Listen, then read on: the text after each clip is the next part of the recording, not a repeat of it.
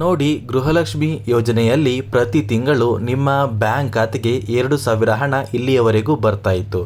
ಆದರೆ ಗೃಹಲಕ್ಷ್ಮಿ ಯೋಜನೆಯ 11ನೇ ಕಂತಿನ ಹಣದಲ್ಲಿ ನಿಮ್ಮ ಬ್ಯಾಂಕ್ ಖಾತೆಗೆ 2,000 ಮತ್ತು 800 ರೂಪಾಯಿಗಳು, ಅಂದರೆ ನಿಮ್ಮ ಬ್ಯಾಂಕ್ ಖಾತೆಗೆ ಒಟ್ಟಿಗೆ 2,800 ರೂಪಾಯಿಗಳನ್ನ ನೀವು ಪಡ್ಕೋಬಹುದು ಸ್ನೇಹಿತರೆ.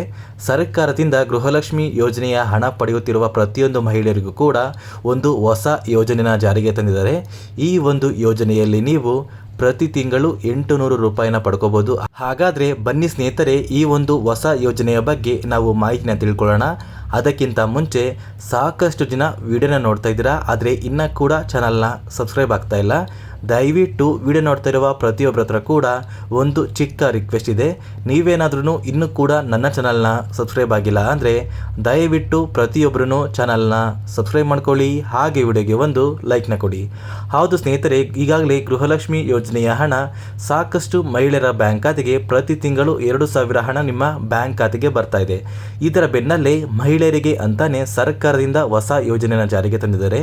ಅಂದರೆ ನಿಮ್ಮ ಬ್ಯಾಂಕ್ ಖಾತೆಗೆ ಮುಂದಿನ ತಿಂಗಳು ಬರುವಂತಹ ಗೃಹಲಕ್ಷ್ಮಿ ಯೋಜನೆಯ 11ನೇ ಕಂತಿನ ಹಣದಲ್ಲಿ ನಿಮ್ಮ ಬ್ಯಾಂಕ್ ಖಾತೆಗೆ ಒಟ್ಟಿಗೆ 2,800 ರೂಪಾಯಿನ ನೀವು ಪಡ್ಕೋಬಹುದು. ಹಾಗಾದರೆ ಈ ಒಂದು 2,800 ಹಣ ನಮ್ಮ ಬ್ಯಾಂಕ್ ಖಾತೆಗೆ ಹೇಗೆ ಬರುತ್ತೆ ಅಂತ ನೀವು ಕೇಳಬಹುದು. ನೋಡಿ, ಸರ್ಕಾರದಿಂದ ಒಂದು ಹೊಸ ಯೋಜನೆಯನ್ನು ಜಾರಿಗೆ ತಂದಿದ್ದಾರೆ. ಈ ಒಂದು ಯೋಜನೆಯ ಹೆಸರು ಮನಸ್ವಿನಿ ಯೋಜನೆ ಅಂತ. ಈ ಒಂದು ಯೋಜನೆನ ಮಹಿಳೆಯರಿಗೆ ಮಾತ್ರ ಸರ್ಕಾರದಿಂದ ಜಾರಿಗೆ ತಂದಿದ್ದಾರೆ. ಹಾಗಾದರೆ ಈ ಒಂದು ಯೋಜನೆಗೆ ನೀವು ಅಪ್ಲಿಕೇಶನ್ನ ಎಲ್ಲಿ ಹಾಕಬೇಕು ಅಂತ ಕೇಳಿದ್ರೆ, ನೋಡಿ ಸ್ನೇಹಿತರೆ, ನಿಮ್ಮ ಊರಿಗೆ ಹತ್ತಿರವಿರುವ ಯಾವುದಾದರೂ ಒಂದು ಸೇವಾ ಕೇಂದ್ರದಲ್ಲಿ ಅಥವಾ ಯಾವುದಾದರೂ ಒಂದು ಸೈಬರ್ ಸೆಂಟರಲ್ಲಿ ನೀವು ಈ ಒಂದು ಯೋಜನೆಗೆ ಅಪ್ಲಿಕೇಶನ್ನ ಹಾಕ್ಬೋದು. ಈ ಒಂದು ಯೋಜನೆಗೆ ನೀವು ಅಪ್ಲಿಕೇಶನ್ ಹಾಕಬೇಕು ಅಂದರೆ ನಿಮ್ಮ ವಯಸ್ಸು 40 ವರ್ಷದಿಂದ 64 ವರ್ಷದ ಒಳಗೆ ಇರಬೇಕು. ಮತ್ತೆ ಸ್ನೇಹಿತರೆ, ಈ ಒಂದು ಯೋಜನೆಗೆ ನೀವು ಅಪ್ಲಿಕೇಶನ್ನ ಹಾಕಬೇಕು ಅಂದರೆ ನಿಮ್ಮ ಹತ್ತಿರ ನಿಮ್ಮ ಆಧಾರ್ ಕಾರ್ಡ್ ಇರಬೇಕು, ಮತ್ತು ಆಧಾರ್ ಕಾರ್ಡಿಗೆ ನಿಮ್ಮ ಮೊಬೈಲ್ ನಂಬರ್ ಲಿಂಕ್ ಆಗಿರಬೇಕು. ಅದೇ ರೀತಿ ನಿಮ್ಮ ಒಂದು ಜಾತಿ ಪ್ರಮಾಣ ಪತ್ರ ಕೂಡ ಈ ಒಂದು ಯೋಜನೆಗೆ ನೀವು ಅರ್ಜಿನ ಸಲ್ಲಿಸಬೇಕಾದ್ರೆ ಕೊಡಬೇಕಾಗುತ್ತೆ ಸ್ನೇಹಿತರೆ. ಹಾಗಾದರೆ ನೀವು ಕೇಳ್ಬೋದು, ಪ್ರತಿಯೊಂದು ಮಹಿಳೆಯರು ಈ ಒಂದು ಯೋಜನೆಗೆ ಅಪ್ಲಿಕೇಶನ್ನ ಹಾಕ್ಬೋದಾ ಅಂತ.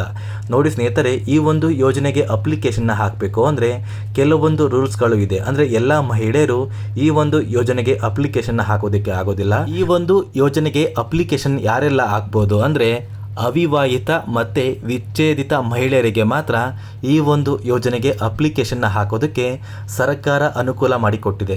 ಈ ಒಂದು ಯೋಜನೆಗೆ ನೀವು ಅಪ್ಲಿಕೇಶನ್ ಹಾಕಬೇಕು ಅಂದರೆ ಯಾರೆಲ್ಲ ಅವಿವಾಹಿತ ಮತ್ತು ವಿಚ್ಛೇದಿತ ಮಹಿಳೆಯರು ಇದ್ದೀರಾ ಅವರು ಮಾತ್ರ ಈ ಒಂದು ಯೋಜನೆಗೆ ಅಪ್ಲಿಕೇಶನ್ನ ಹಾಕ್ಬೋದು. ಈ ಒಂದು ಯೋಜನೆ ಕೇವಲ ಅವಿವಾಹಿತ ಮತ್ತು ವಿಚ್ಛೇದಿತ ಮಹಿಳೆಯರಿಗೆ ಮಾತ್ರ ಸ್ನೇಹಿತರೆ. ಈ ಒಂದು ಯೋಜನೆಗೆ ನೀವು ಅಪ್ಲಿಕೇಶನ್ನ ಹಾಕಿದ್ರೆ ಪ್ರತಿ ತಿಂಗಳು ನಿಮ್ಮ ಬ್ಯಾಂಕ್ ಖಾತೆಗೆ 800 ರು ಹಣ ಬರುತ್ತೆ ಅಂತ ಹೇಳ್ತಾ ಈ ಒಂದು ವಿಡಿಯೋನ ಇಲ್ಲಿಗೆ ಎಂಡ್ ಮಾಡ್ತಾ ಇದ್ದೀನಿ.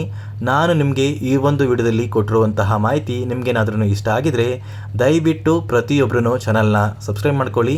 ಅದೇ ರೀತಿ ಯಾವುದೇ ರೀತಿಯ ಸರ್ಕಾರದ ಯೋಜನೆಗೆ ಸಂಬಂಧಪಟ್ಟ ಯಾವುದೇ ರೀತಿಯ ಒಂದು ಪ್ರಶ್ನೆ ಇದ್ರೂ ಕೂಡ ದಯವಿಟ್ಟು ಪ್ರತಿಯೊಬ್ಬರೂ ಕಮೆಂಟ್ ಬಾಕ್ಸಲ್ಲಿ ಕಮೆಂಟ್ನ ಮಾಡಿ ತಿಳಿಸಿ. ಅದೇ ರೀತಿ ವಿಡಿಯೋಗೆ ಒಂದು ಲೈಕ್ನ ಕೊಡಿ.